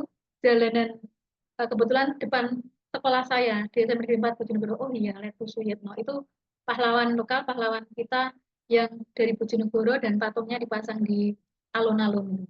Ya. Jadi kita bisa mengenalkan kepada anak-anak dari hal yang terkecil agar anak-anak itu paham. Oh, ternyata ini pahlawan. Pahlawan itu siapa saja. Itu anak-anak mulai mengenal. Oh ini ya, besok bawa ini ada pahlawan ini lah. Misalkan siapa yang bisa menunjukkan yang pahlawan yang ada di uang dan sebagainya lah itu. Nanti anak-anak saya kira akan senang gitu. Dan kita bisa melakukan ini misalkan dengan ini menggunakan anak sekarang kan sangat canggih ya, sangat canggih, teknologinya canggih dan seterusnya, suka bikin TikTok dan seterusnya itu bisa. Ada banyak di TikTok itu kadang termasuk kemarin anak-anak saya di SMP 4 itu saya kenalkan ini. Ternyata begitu saya minta untuk membuat TikTok luar biasa Bapak Ibu. Jadi ada yang termasuk menyanyikan itu dengan menggunakan gambar uang, ada yang bermacam-macam. Nah, ini saya kira itu lebih cepat untuk mengenalkan anak-anak dengan cara yang praktek nyata seperti itu. Daripada kita bercerita, biasanya lebih anak-anak tambah bingung. Oh iya Bu, ini apa? Yang ini apa? Nanti justru akan semakin bingung seperti itu. Saya kira seperti ini, saya kira materi-materi yang perlu kita baca saja.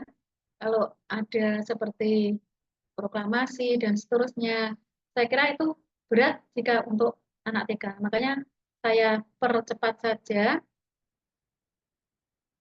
langsung diimplementasi, nanti Bapak Ibu bisa bertanya kalau ada yang harus ditanyakan. Berikutnya yang keempat adalah posisi strategis Indonesia. Jadi kita juga diharapkan bisa memberikan atau menyampaikan bagaimana posisi strategis Indonesia. Paling tidak anak-anak dikenalkan dengan peta Indonesia. Ya, dari Sabang sampai dengan Merauke. Jadi kita kenalkan, oh ini loh, ada peta Indonesia. Itu. Lalu jangan lupa kita juga mengajarkan terkait dengan seperti lagu Indonesia Raya dan seterusnya itu kita tanamkan kepada anak-anak. Bahkan kita bisa mengenalkan kepada mereka itu Indonesia Raya yang 3 stansa Bapak Ibu. Itu sebenarnya kan ada 3 stansa. Tapi kita selama ini yang kita gunakan hanya di 1 stansa saja. Itu. Pokoknya harus hafal anak-anak Indonesia Raya, jangan sampai tidak hafal. Ya.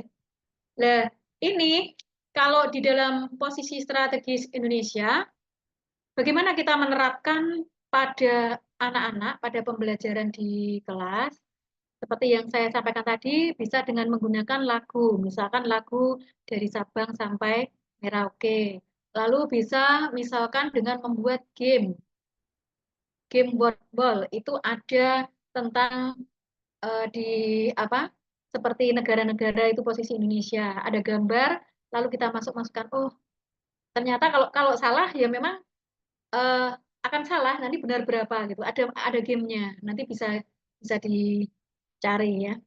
Lalu bisa juga dengan meminta anak-anak untuk menggambarkan peta Indonesia, membuat sebuah permainan, misalkan Bapak Ibu membuat sebuah permainan, ada kertas ini ya, apa misal kertas plano atau apa ditempel, nanti anak-anak disuruh berjajar, kita beri waktu misalkan berapa detik, 30 detik, satu maju menggambar peta Indonesia, nanti belakangnya maju, dilanjutkan lagi, belakangnya maju, dilanjutkan lagi. Nah, seperti itu.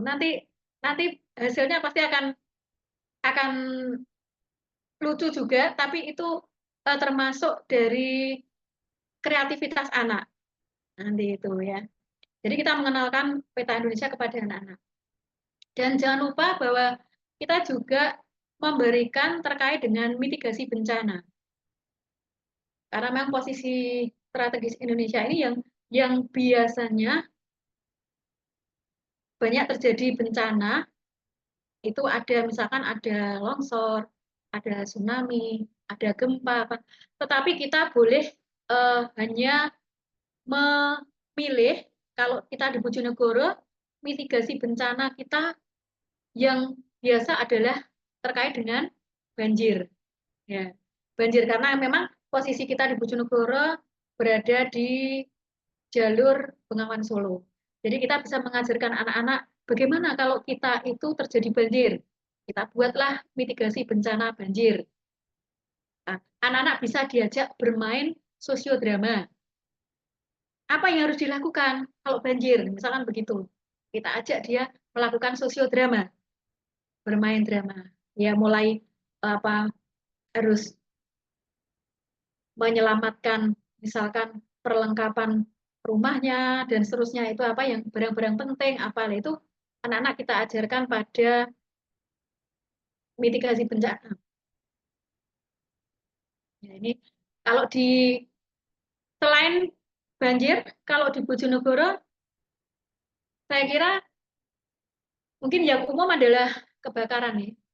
Jadi bisa kita mengambil mitigasi bencana banjir dan kebakaran. Karena kalau terkait dengan gempa saya kira kita jauh dari pantai, walaupun akhir-akhir ini beberapa kali mulai puasa itu kita juga merasakan gempa dari Tuban, ya dari wilayah Tuban.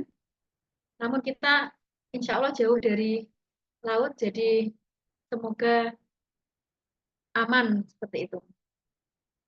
Ya. Ini terlalu banyak Bapak Ibu, jadi nanti bisa dibaca sendiri untuk materi. Saya share saja nanti.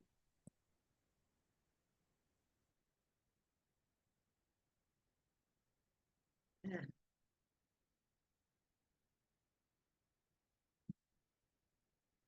Baiklah, Bapak Ibu. Ini saya lanjutkan yang kelima, yaitu terkait dengan harmoni sosial. Jadi harmoni sosial ini merupakan situasi atau kondisi yang sesuai dengan keinginan masyarakat umum, seperti keadaan tertib, teratur, aman, dan nyaman, seperti itu. Sedangkan kalau kita di kehidupan sosial, memang banyak hal yang biasanya terjadi. Nah, inilah yang wajib kita tanamkan juga kepada anak-anak kita, karena kita adalah hidup secara bersosial. Jadi, apa yang boleh kita lakukan dan apa yang tidak boleh kita lakukan, atau mungkin yang mengganggu orang lain, ini memang dari kecil anak-anak harus sudah mulai kita tanamkan. Ini. Seperti yang disampaikan oleh Mas Menteri, jadi Menteri Pendidikan kita, Bapak Nadiem Anwar Makarim, bahwa beliau sudah menyampaikan ada 3 dosa besar pendidikan. Kalau kita sudah dikatakan 3 dosa besar pendidikan itu, karena dosa besar berarti harus kita hindari, kan seperti itu. Yang pertama adalah ini ada di kekerasan seksual, yang kedua perundungan atau bullying, dan yang ketiga adalah intoleransi. Saya kira di anak-anak, kalau TK, kira-kira kekerasan seksual mungkin belum ada ya. Anak-anak kan masih sangat lucu-lucu seperti itu. Ini perundungan atau bullying. Ini yang sering terjadi. Ya. Jadi, bagaimana kita berusaha agar anak-anak tidak melakukan perundungan atau bullying. Bahkan sekarang kan sudah ada undang-undangnya juga itu. Ternyata walaupun itu kecil, jadi kita harus berusaha semaksimal mungkin untuk mencegah. Misalkan yang terjadi di anak-anak kita itu biasanya walaupun hanya sekedar memanggil nama kadang memanggil nama orang tua, bapaknya atau ibunya, itu bahkan bisa menjadi ejek-ejekan itu. Ya, menjadi ejek-ejekan, marah, bertengkar, berkelahi, itu sebenarnya hanya dari sekedar memanggil nama orang tua. Tuh. Lalu ada misalkan di sini berikutnya adalah intoleransi. Intoleransi ini masuk lebih kepada sara.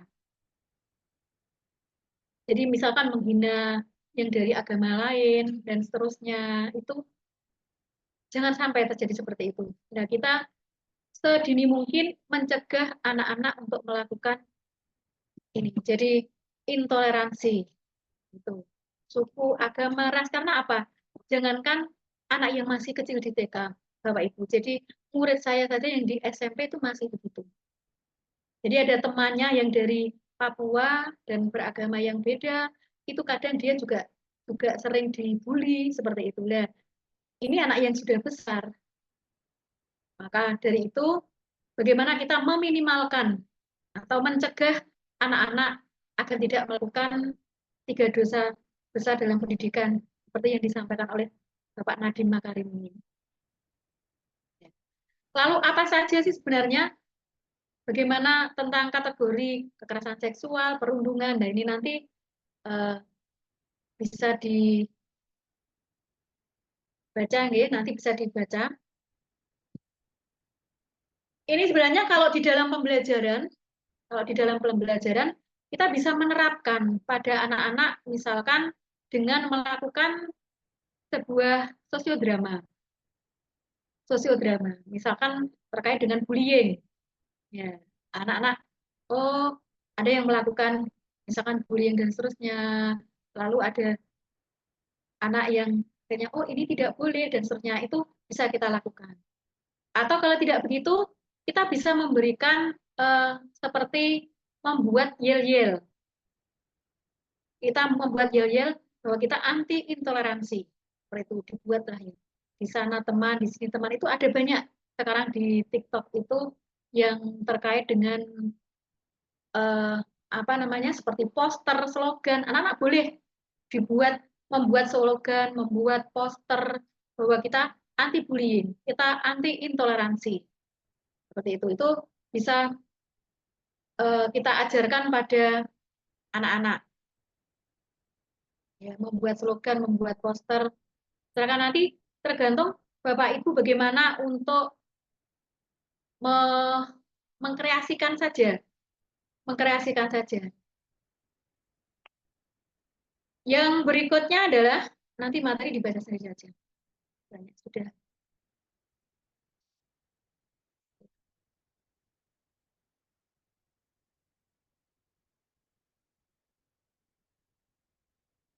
Ini yang keenam. Yang keenam terkait dengan bela negara. Ya. Bela negara. Bagaimana kita harus melakukan bela negara? Karena bela negara ini adalah suatu kesadaran atau tindakan warga negara yang diterapkan karena cinta mereka terhadap Negara Kesatuan Republik Indonesia. Ini juga ada di undang-undangnya, jadi Undang-Undang Dasar 45. Itu yang memastikan kelangsungan hidup bangsa dan negara.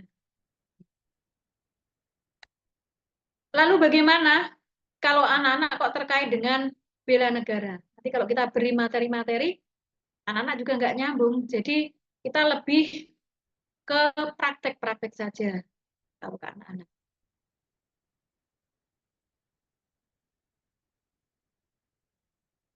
Baik Bapak Ibu, misalkan kalau di bela negara kita bisa membuat sebuah checklist seperti itu. Sama dengan kita sendiri saja, kita bisa membuat checklist untuk diri kita. Apakah kita memang sudah melakukan bela negara atau belum? Terkait apa? Jadi terkait misalkan dari apa yang kita gunakan saja saat ini. Kalau Bapak Ibu guru mau melihat yang Bapak Ibu guru bawa setiap hari, misalkan laptop. Laptop itu kira-kira kita dari mana? Belinya mereknya apa? Siapa yang membuat? Lalu HP, anak-anak sekarang hampir semuanya pegang HP. Bahkan anak kecil-kecil pun juga membawa HP. Mereknya apa, dan itu dari negara mana. Tuh. Kita bisa juga melihat dari, misalkan kita mengidentifikasi barang pribadi kita. Jam tangan yang Bapak Ibu pakai itu mereknya apa dan dari negara mana. Itu kita bisa melihat kira-kira kita lebih banyak di apa menyukai made in dalam negeri ataukah justru yang luar negeri. Lalu misalkan dari atas sampai bawah baju kita mereknya apa, berasal dari negara mana, itu kita cek satu-satu ya, sampai dengan baju, lalu sepatu, tas, dan seterusnya. Ini adalah hal yang paling kecil, paling simpel. Paling kecil, paling simpel, itu wujud kita untuk bela negara. Ya. Jadi inti dari wawasan kebangsaan ini adalah, marilah kita selalu menjaga atau melestarikan apa yang kita punya di negara kita. Itu yang kita lestarikan. Termasuk bolehlah misalkan budaya asing dan seterusnya masuk ke Indonesia. Tapi tetap saja dia adalah sebagai tamu. Lalu kita tetap budaya kita pertahankan dan itu kita tanamkan kepada anak-anak. Jangan sampai anak-anak kita tidak tahu. Sekarang buahnya anak-anak itu justru makanan kita Indonesia itu tidak ada yang mau. Sekarang belinya selalu misalkan ala-ala Korea, ala-ala Jepang, apa bahkan sampai makanan itu, makanan anak-anak itu loh ya, kita mau ngasih itu luar biasa, tidak tahu yang namanya, bahkan yang makanan zaman dulu ada lemper, ada mendut, itu mereka sepertinya diabaikan gitu saja. Jadi lebih suka bahkan yang dari Korea itu lebih yang diburu. Nah itu. Oleh sebab itu dari kecil, mari kita selalu memberikan kepada anak, memberitakan bahwa ini loh ya, ini makan, kita kenalkan. Jangan kalau misalkan, karena rata-rata, ini tidak mau, nanti kalau ini tidak mau makan. Nah, itu. Nah, nanti kalau bukan kita, siapa lagi yang akan melestarikan negara kita? Apalagi bahwa anak-anak itu adalah generasi penerus kita di masa mendatang, jangan sampai negara kita itu punah untuk segala hal, termasuk kita terjajah, karena kita tidak dijajah lagi dalam bentuk perang, tetapi kita dimasuki dengan banyak asupan yang berbeda dari negara asing masuk di kita. Walaupun kita sebenarnya ya tidak bisa menolak itu ya, tidak bisa menolak, tapi paling tidak budaya kita pertahankan, jangan sampai tergerus. Bolehlah mereka masuk, tetapi budaya kita juga tetap terjaga, kita lestarikan, anak-anak kita juga tahu, besok bisa meneruskan untuk generasi berikutnya. Gitu. Jadi Indonesia jangan sampai hanya tinggal nama, intinya begitu. Saya kira itu yang saya sampaikan, bahwa di dalam wawasan kebangsaan itu terkait 6 materi itu tadi. Nanti Bapak Ibu, jika ada yang ditanyakan, bisa kita langsung sharing bersama seperti itu. Dan saya lebih suka jika misalkan ini nanti langsung gitu aja ya, jadi langsung bisa tanya jawab begitu. Nanti apa yang bisa saya sampaikan nanti saya sampaikan, kalau tidak bisa berarti nanti bisa saya tanyakan kembali ke UPGD seperti yang dilakukan. Saya kira itu saya sampaikan. Terima kasih. Jika ada kata yang kurang berkenan, saya mohon maaf. Dan saya akhiri. Wassalamualaikum warahmatullahi wabarakatuh. Waalaikumsalam warahmatullahi wabarakatuh. Terima kasih banyak Bu Sakti atas materi yang sudah disampaikan, materi yang luar biasa tentang bagaimana kita bisa mengenalkan wawasan kebangsaan pada murid-murid nantinya, seperti itu. Ya, baik. Sebelum kita masuk kepada sesi Q&A atau sesi diskusi, untuk ibu-ibu yang masih stay dalam ruang Zoom meeting ini, boleh untuk langsung melakukan presensi di link yang sudah dikirim melalui kolom chat seperti itu ya. Jadi sudah ada link presensi di kolom chat, silakan diisi karena itu nanti akan digunakan sebagai data dalam pembuatan e-sertifikat seperti itu. Baik, karena tadi kita sudah mendengarkan dua materi yang luar biasa dari kedua narasumber kita, boleh kita apresiasi terlebih dahulu ya bagi Bu Zuli dan Bu Sakti. Mungkin bisa melalui tepuk tangan secara virtual dari Ibu-Ibu, boleh melalui emoticon atau reaction yang ditunjukkan dari kolom chat atau langsung di reaction saja seperti itu ya. Oke, terima kasih. Nah, karena tadi kita sudah mendengarkan, selanjutnya mari kita buka sesi diskusi dan tanya jawab bersama, sehingga nanti ibu-ibu yang hadir di ruang Zoom meeting ini dapat langsung mengaktifkan fitur raise hand, atau kalau terkendala sinyal bisa menuliskan lewat kolom chat, agar nanti bisa saya bacakan pertanyaannya, seperti itu. Baik, dipersilakan untuk ibu-ibu yang ingin berdiskusi bersama kedua narasumber kita. Mungkin boleh sharing terkait dengan pengalamannya saat mengaplikasikan secara langsung di lapangan juga boleh gitu ya. Atau mau meng-cross-check beberapa hal juga dipersilahkan seperti itu. Mumpung lagi ada forumnya gitu, jadi bisa lebih eksklusif ya tanya jawabnya. Silakan jika ingin ada yang didiskusikan. Oke, mungkin sambil ini ya, sambil menunggu, jangan lupa saya ingatkan untuk bisa mengisi presensi yang sudah dikirim di kolom chat.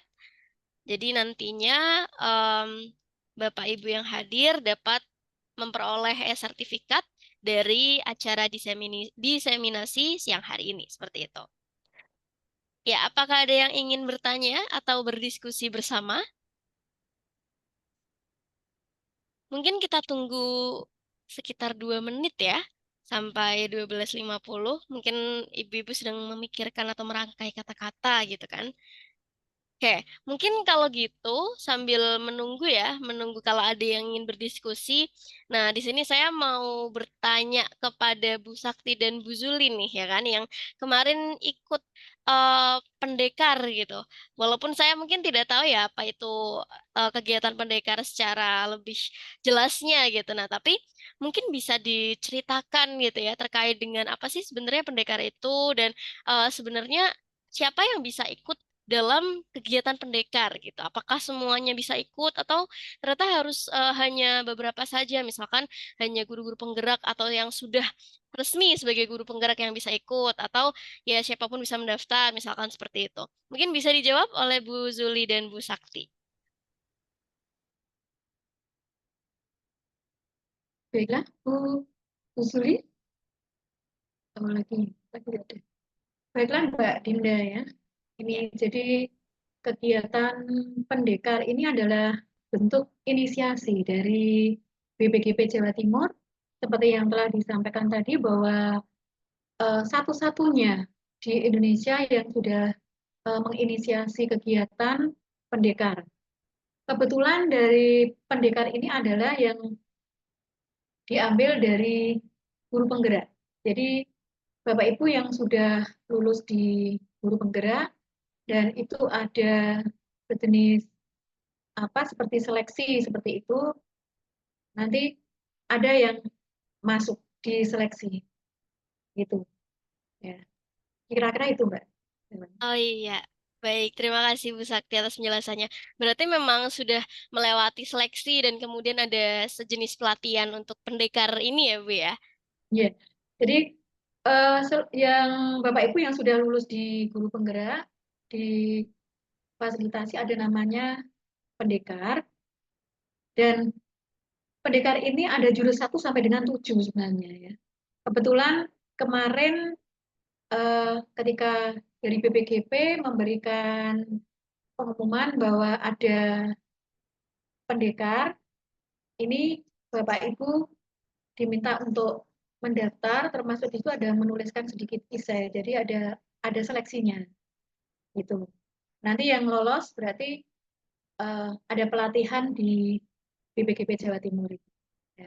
Termasuk kebetulan kemarin yang dari Bojonegoro adalah kebetulan 3 3 orang, 1 dari SMA, itu yang terkait dengan pengelolaan sekolah, Bapak Sofa, lalu yang berikutnya Ibu Nur Zuliana, lalu dengan saya yang dari SMP. Jadi kita hanya 3, satu kabupaten hanya 3 orang yang bisa. Itu Mbak kira-kira. Oke, baik. Berarti sangat ini ya. Mungkin bisa saya asumsikan berarti sebenarnya seleksinya cukup cukup ketat juga gitu karena satu kabupaten hanya 3 yang mewakili ya, Iya, Bu. Iya. iya. Jadi kita mewakili dari Kabupaten Bojonegoro. Oh iya, baik-baik. Nah, berarti ibu-ibu yang hadir dalam forum kali ini di diseminasi, ini sangat beruntung nih, karena bisa mendapatkan materi tanpa ikut seleksi gitu ya, Bu ya. Karena kan Iya. bisa langsung gitu, bahkan berdiskusi secara langsung gitu ya, jika dibutuhkan. Oke, baik, karena pertanyaan saya sudah dijawab ya dengan sangat jelas oleh Bu Sakti. Mungkin, ya baik. Dari Ibu Sri Selastri sudah angkat tangan. Baik, mungkin bisa secara langsung menyampaikan pertanyaannya. Terima kasih, Mbak Dinda. Selamat siang. Assalamualaikum warahmatullahi wabarakatuh. Waalaikumsalam warahmatullahi wabarakatuh. Saya pengen saja sharing dengan Bu Sekti. Nggih. Iya. Nggih. Saya tertarik tadi dengan ada bullying dan juga pelecehan seksual. Nggih. Mungkin Bapak Ibu-ibu atau Bapak Ibu yang ada di Zoom Meet ini sudah dengar akhir-akhir ini atau beberapa waktu yang lalu yang masih hangat ada pelecehan seksual di salah satu SD Kabupaten Bojonegoro. Yang saya tanyakan atau yang saya pengen sharingkan, kita itu misal kita sebagai seorang kepala sekolah atau pimpinan, misalkan seperti itu. Kita menerima guru honorer itu pastinya tidak tahu kalau dia memiliki karakter yang seperti itu. Nah, saya hanya untuk mengantisipasi ke siswa saja, karena kalau kejadiannya kemarin itu adalah tingkatnya adalah sekolah dasar yang sangat miris sekali kalau didengarkan. Itu bagaimana Bu, secara langkah konkretnya biar anak itu tanggap tahu kalau itu yang nggak boleh dan dia langsung bercerita, dia langsung ngomong, tidak menunggu waktu yang lama sehingga ada beberapa banyak korban yang kayak kemarin itu. Ngoten Bu. Terima kasih. Langsung saya jawab, Mbak Dinda. Oke, boleh. Halo. Oke. Baiklah, Bu Sri Sulastri, nggih. Ya, kemarin memang di akhir-akhir ini ada berita terkait dengan salah satu bapak itu yang di SD dan juga SD itu SD ternama gitu, yang melakukan hal pelecehan seksual yang semestinya itu tidak dilakukan oleh beliau karena sebagai gurunya. Memang kita tidak bisa melihat bahwa orang ini memiliki kalian dan seterusnya. Mungkin kita bisanya kalau dari situ adalah memberikan sebuah antisipasi. Antisipasi. Dalam hal ini, misalkan dari awal masuk, termasuk ke anak-anak, ini yang juga mau saya lakukan, Bu, ini ya. Ini yang mau saya lakukan adalah untuk menghindari dosa besar pendidikan, itu saya akan mensosialisasikan itu kepada anak-anak didik saya di SMP Negeri 4, khususnya itu, sekalian dengan seluruh warga sekolah. Seluruh warga sekolah itu termasuk Bapak, Ibu guru, lalu TU dan seterusnya, semua warga sekolah itu terkait dengan 3 dosa besar itu. Nanti di sana saya sosialisasikan misalkan pelecehan seksual itu apa, lalu untuk perundungan itu apa, bentuknya apa. Nanti ada yang di materi saya tadi. Lalu termasuk dengan tadi yang terkait dengan intoleransi itu apa. Setelah itu, saya akan melakukan penandatanganan. Semuanya sepakat untuk memberikan tanda tangan bahwa mereka akan anti pelecehan seksual, anti bullying, anti intoleransi dan seterusnya.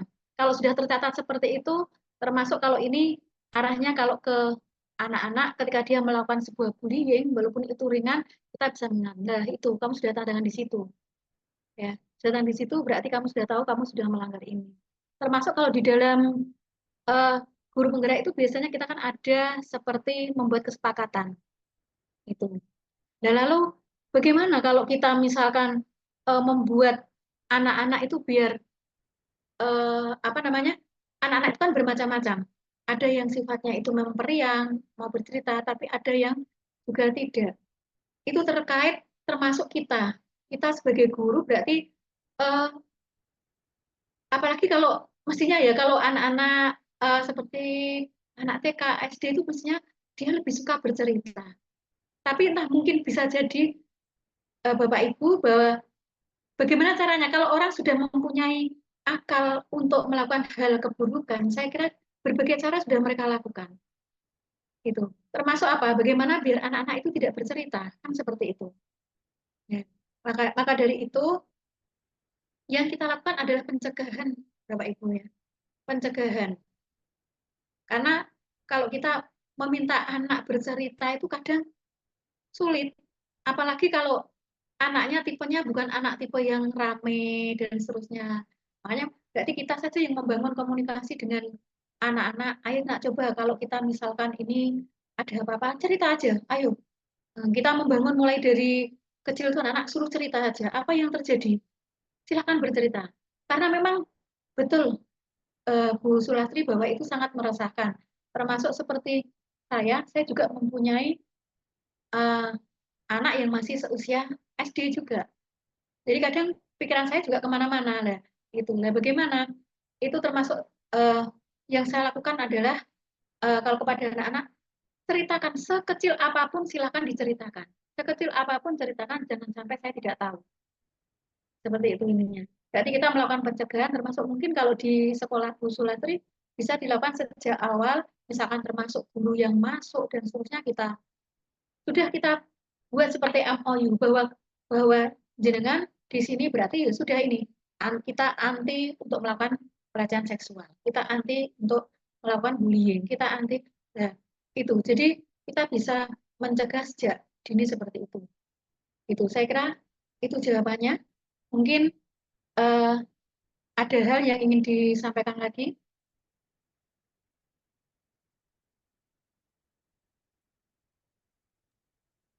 Bu Sulastri?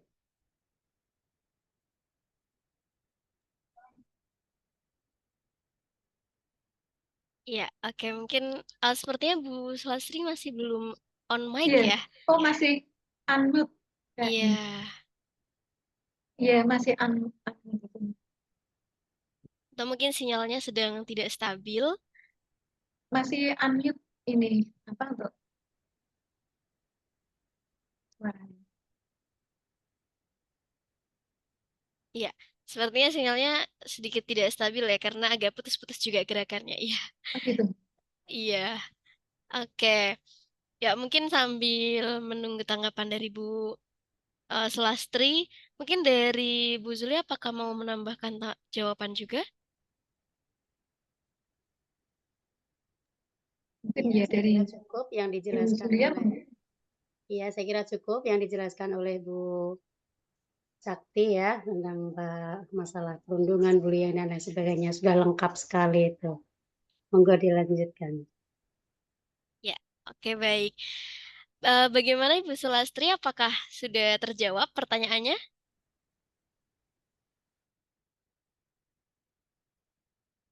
Iya, sepertinya masih di mute ya. Iya. Boleh.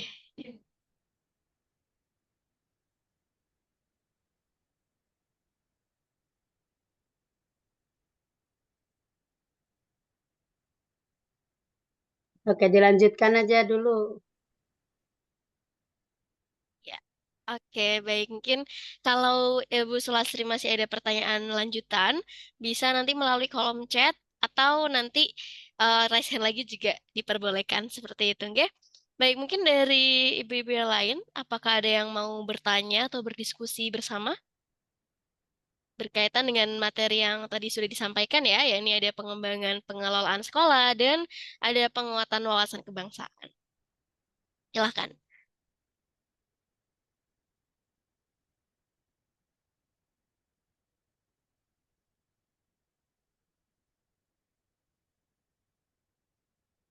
Jika ada yang ingin bertanya atau berdiskusi, bisa menyalakan fitur raise hand, atau jika terkendala sinyal, boleh menuliskan lewat kolom chat, nanti akan saya bacakan, seperti itu.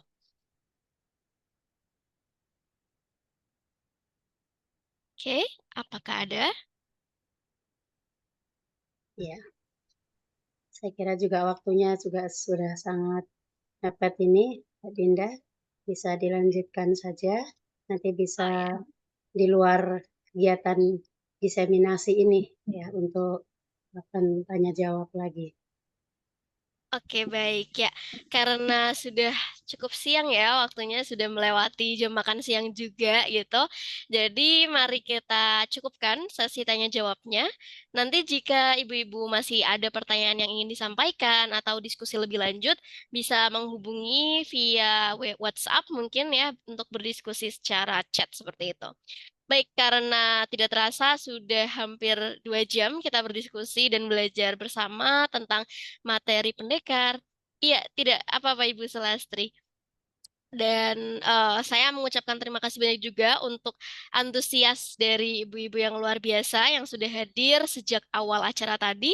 Dan saya ucapkan terima kasih banyak juga kepada kedua narasumber kita yang sudah menjawab dan menyampaikan materi dengan sangat baik ya berkaitan dengan apa yang diperoleh di Pendekar Jurus 1 dan Jurus 7.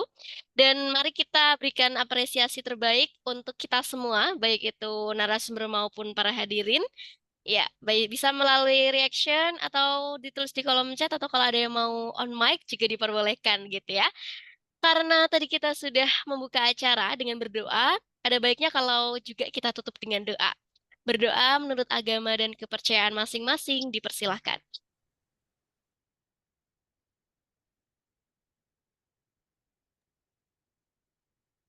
Amin ya rabbal alamin. Berdoa tidak dapat dicukupkan dan dapat dilanjutkan masing-masing. Dengan berakhirnya doa, berakhirlah pula acara kita pada siang hari ini. Tapi sebelum itu, mari kita ambil dokumentasi terlebih dahulu ya. Ibu-ibu mungkin bisa on cam jika tidak ada kendala sinyal.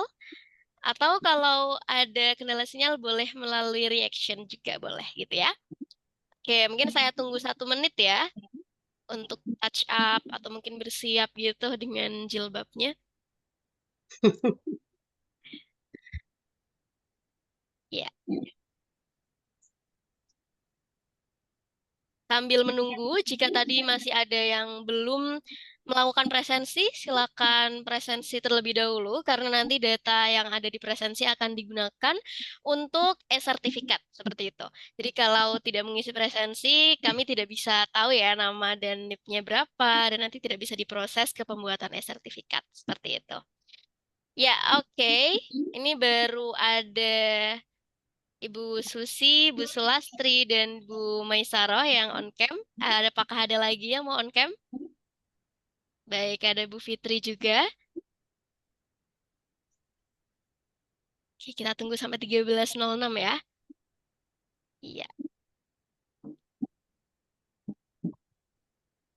Oke, karena sudah pukul 13.06, jadi saya anggap sudah siap semua. Nanti kalau yang off cam, jika ingin menggunakan reaction, diperbolehkan ya. Oke, akan saya beri aba-aba. 1, 2, 3. Ya, boleh. Sekali lagi mungkin sambil bergaya ya. Ini BBGP atau pendekar ada gayanya atau tidak ini? Kalau Biasanya Jurus ini pakai pakai L gini, pakai apa literasi gitu, literasi. Mbak Oh Dinda ya. ini, oke boleh boleh. Oke, kalau begitu 1, 2, 3. Iya, baik. Sudah kita melalui sesi dokumentasi, dan maka dari itu saya selaku pembawa acara menyampaikan permohonan maaf sebesar-besarnya apabila selama keberjalanan acara terdapat kata-kata ataupun hal yang kurang berkenan di hati ibu-ibu sekalian, maka saya memohon maaf sebesar-besarnya. Dan saya selaku pembawa acara memohon untuk undur diri terlebih dahulu. Sekian yang sudah menyimak. Terima kasih banyak atas atensinya. Wassalamualaikum warahmatullahi wabarakatuh.